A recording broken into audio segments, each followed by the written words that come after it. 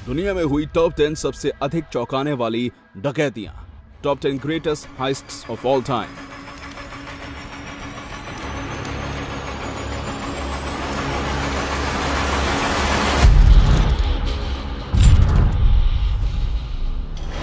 पूरी दुनिया में हर साल लाखों चोरियां होती हैं। कुछ कामयाब होती हैं और कुछ मजेदार कहानियां बनकर रह जाती हैं। ऑस्ट्रेलिया के एक इलेक्ट्रॉनिक स्टोर में हुई डकैती की वारदात आपको अवश्य ही चकित कर देगी, जहां चोर छत तोड़कर दुकान में घुस तो आया, लेकिन उतरते वक्त बैलेंस ना बना सका।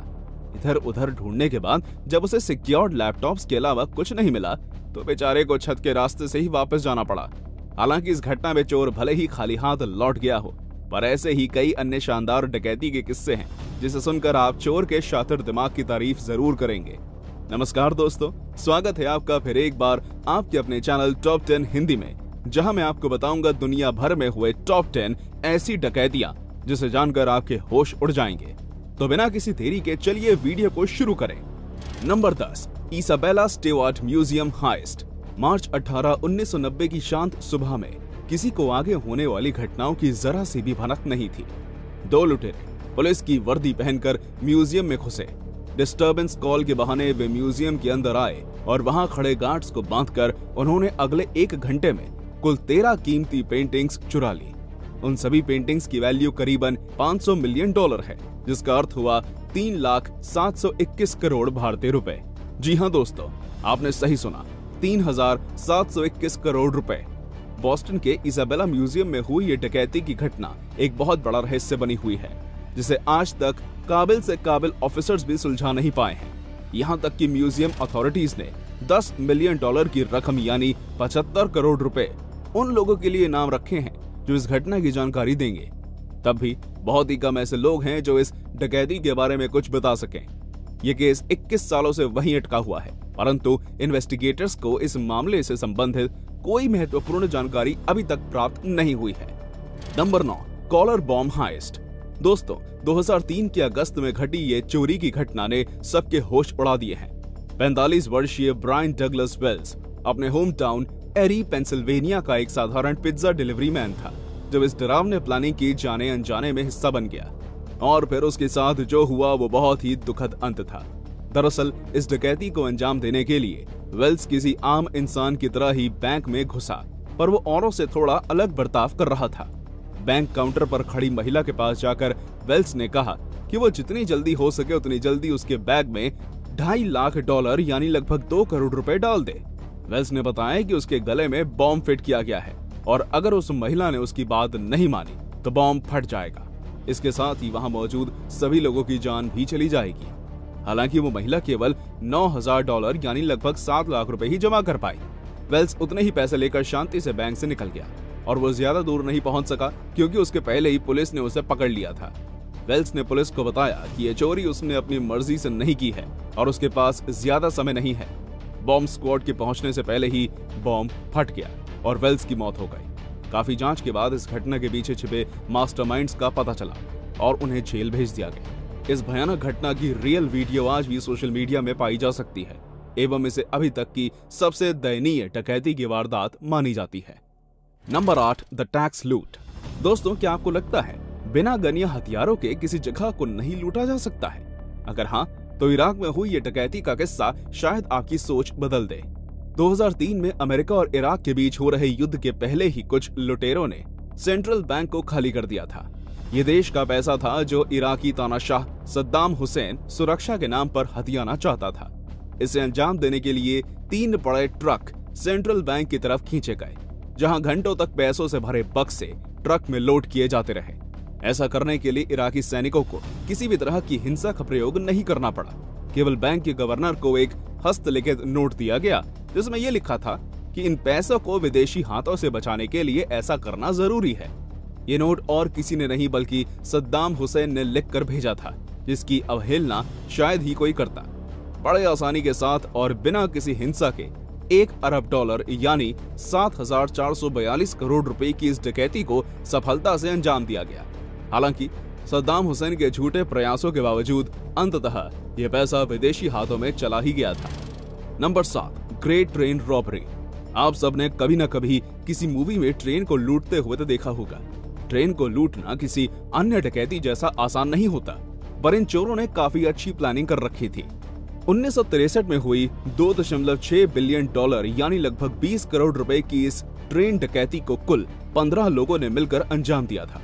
वेस्ट कोस्ट लाइन के रास्ते ग्लासगांव से लंदन जाती यह रॉयल मेल ट्रेन सरकारी पैसे को ले जाती थी। गैंग लीडर ब्रूस रेनॉल्ड्स ने ट्रेन की जानकारी वहीं के एक सीनियर सिक्योरिटी स्टाफ से पाई थी। रातों रात ट्रेन को लूटने की तैयारी की गई और लुटेरे अपनी प्लानिंग में कामयाब भी हुए। ट्रेन ड्राइवर को लोहे के रॉड से मारने के बाद उन्होंने बड़ी सावधानी के साथ ट्रेन को लूटा और पैसे लेकर वहां से फरार हो गए। हालांकि डकैती के बाद लेदर्सडेल फार्म में वो कुछ दिन छुपे रहे, जब पुलिस ने उन्हें खोज निकाला और साक्ष्यों के आधार पर गैंग में शामिल ज्यादातर मेंबर्स को 30 साल की जेल हो गई। Number 6, D B Cooper mystery heist. चोरियां कहीं भी हो सकती हैं, चाहे वो ट्रेन हो या फिर प्लेन हाईजैक की यह घटना जितनी चौंकाने वाली है उतनी ही रहस्यमय भी है। नवंबर 1971 की सुबह डैन कूपर नाम का एक व्यक्ति पोर्टलैंड से सिएटल जाने वाली फ्लाइट पर बैठता है। 6 फीट का यह आदमी दिखने में लगभग 40 वर्ष का था। फ्लाइट के उड़ते ही उसने फ्लाइट अटेंडेंट को एक नोट देते हुए कहा कि उसके ब्रीफकेस में बॉम्ब है और अगर वो चाहते हैं कि फ्लाइट में मौजूद किसी भी व्यक्ति को कोई नुकसान ना पहुंचे तो 4 पैराशूट के साथ $2 लाख, $20 के बिल्स यानी 1.5 करोड़ रुपए 1500 बिल बनाकर उसे दे दिए जाएं। उसने जैसा कहा वैसा फ्लाइट अटेंडेंट ने किया। सिएटल पहुंचते ही उसने बाकी के पैसेंजर्स को उतार दिया और पायलट को प्लेन मेक्सिको ले जाने का ऑर्डर दिया। रेनो नेवाडा पहुंचने पर वो पैराशूट्स के साथ पैसे लेकर प्लेन से कूद गया। उसके बाद शुरुआत हुई FBI के सबसे अधिक थका देने वाले इन्वेस्टिगेशन की, जिसका कोई सुराग ना मिल पाने पर 2016 में ये बोलकर केस बंद कर दिया गया कि अथॉरिटी के पास और भी कई केसेस हैं जिन पर ध्यान देने की जरूरत है। Number 5, Vastberga helicopter robbery. अगर आप प्लेन हाईजैक होने की कहानियां सुनकर ऊब गए हैं तो यह प्लेन चोरी होने का हिस्सा आपको जरूर अचंभित कर देगा। 23 दिसंबर 2009 में रॉस लैगिन्स हेलीकॉप्टर बेस से एक बेल 206 हेलीकॉप्टर चोरी हो गया, जिसकी कीमत लगभग $1.2 मिलियन यानी 9 करोड़ रुपए थी। वेस्ट बर्गा के गैस कैश सर्विस डिपो को लूटने के बाद चोरों ने भागने के लिए एक बेल 206 जेट रेंजर ही चुरा लिया और उसे एक गैस बिल्डिंग की छत पर ले जाकर लैंड करवाया। स्वीडिश नागरिक वहां पहुंचे तो, पर इस संभावना से कि चोरों के पास मशीन गन हो सकती है, लोगों ने दखल देने की कोशिश नहीं की। हालांकि चोरों के भागने के 2 दिन बाद ही उन्हें पहचान लिया गया और पुलिस ने चोरों को कस्टडी में ले लिया। Number 4, the robbery of crown jewels. जब ज्यादातर चोरियों की बात हो रही है तो इतिहास के पन्ने पलटकर उस जमाने के चोरों की जानकारी लेनी तो बनती है। इंग्लैंड में हुई क्राउन ज्वेल्स की चोरी का किस्सा बहुत मशहूर है, खासकर उसे चुराने वाले चोर के चर्चे तो आज भी किए जाते हैं। लंदन का थॉमस ब्लड, जो कि एक आयरिश एडवेंचरर था, 1671 में क्राउन ज्वेल्स को चुराने का बेहतरीन प्लान बनाया। एक प्रीस्ट का भेष बदलकर उसने ज्वेलरी हाउस कीपर को जैसे तैसे मनाया और ज्वेल हाउस के अंदर चला गया। हालांकि वो और उसके 3 साथी चोरी करते वक्त कीपर के बेटे द्वारा पकड़े गए। अलार्म बज उठा और सभी गार्ड्स ने उन्हें अरेस्ट कर लिया। वैसे तो ब्लड अपनी कोशिश में नाकामयाब रहा, लेकिन मजेदार बात तो यह है कि किंग चार्ल्स को उसकी ये कोशिश बहुत पसंद आई और तो और वो ब्लड से इतने ज्यादा खुश हो गए कि उसे सजा देने के बजाय उन्होंने अपने कोर्ट में एक सदस्य के तौर पर सालाना पेंशन पर रख लिया। Number 3, Knightsbridge security deposit heist. Valerio Viccei एक ऐसे आदमी जो इटली के क्रिमिनल चार्ट्स में टॉप पर था, क्योंकि उसके ऊपर 50 से भी ज्यादा चोरियों का इल्जाम था। 50 चोरियों का इल्जाम भी उसे कम लग रहा था। इसके लिए उसने 1987 में नाइट्सब्रिज डिपॉजिट में चोरी करने का प्लान बनाया। अपने साथियों और असिस्टेंट के साथ वो बैंक के अंदर सेफ डिपॉजिट रेंट करने के बहाने से घुसा। वॉल्ट तक पहुंचने के बाद उसने अपने हथियार निकाल लिए और गार्ड्स को ओवरपार कर लिया। वेसिए लगभग $1 लाख यानी 74 लाख रुपए की चोरी कर इटली से बाहर चला गया। इस डकैती की खबर बाकियों को तब तक नहीं लगी जब तक दूसरे शिफ्ट के गार्ड्स वॉल्ट में नहीं आए। वेसिए अपनी मास्टर प्लानिंग में सफल हो चुका था, लेकिन उसे अपनी फरारी के लिए इटली वापस आने की बड़ी भूल कर दी, जहां पुलिस ने वेसी के रास्ते को ब्लॉक कर उसकी फ्रंट विंडस्क्रीन को चकनाचूर कर दिया। और फिर क्या था, वेसी की आजादी अब पुलिस के हाथों में थी। नंबर 2, बैंको सेंट्रल बर्गलरी। दुनिया की सबसे बड़ी डकैतियों में से एक है बैंको सेंट्रल डकैती, जो ब्राजील के सियरा शहर में हुई थी। अगस्त 2005 में हुई इस डकैती की प्लानिंग चोरों द्वारा लगभग 3 महीने पहले से की जा रही थी। इस चोरी में करीबन 25 लोग मिले हुए थे, जिन्होंने शहर के बीचों बीच एक कमर्शियल बिल्डिंग रेंट पर ली और उसके जरिए उन्होंने 78 मीटर लंबा टनल खुदवाया। जो सीधा बैंक के नीचे जाकर खुलता था। वो टनल इतनी अच्छी तरह से बनाया गया था कि उसमें प्रॉपर लाइटिंग, वुड फिनिशिंग और अपना एयर सर्कुलेशन सिस्टम भी था। आखिरी हफ्ते में उस गैस ने स्टील रीइंफोर्स्ड कंक्रीट को तोड़ा और बैंक के वॉल्ट में घुस आए।